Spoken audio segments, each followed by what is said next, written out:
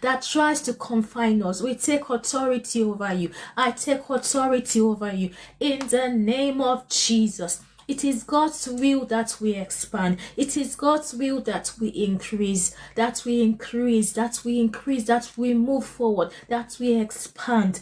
So therefore, any power of darkness that is keeping us in the same spot, in the same position, in the same circumstance, in the name of Jesus, I take authority over you. I take power, I take charge over you in the name of Jesus. I decree and I declare this week is a week for increase, grace for increase. Receive the grace for increase.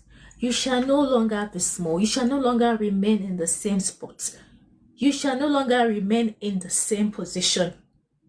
Increase, break out on the right and on the left. It is written in Isaiah 54 verse 3. It says, thou shalt break out on the right and on the left. I decree and I declare, you shall break out. You shall break out. You shall break out. Where you are is too small. Where you are is too small, and there is room for increase. There is room for increase. There is room for increase. There can be more. Do not settle. I decree and I declare, by the power that raised Jesus from the dead, you shall not settle. You shall not settle. You shall not settle.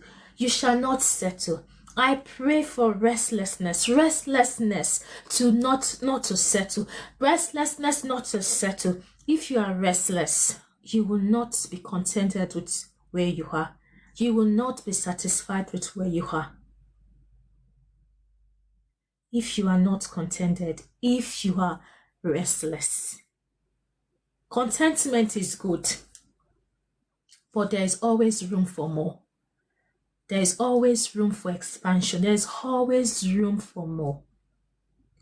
So if you are restless, you will not be satisfied with where you are. So therefore, I pray for that restlessness, that holy stirring in your spirit, not to settle for where you are at the moment, but to move forward, but to expand, but to break out on the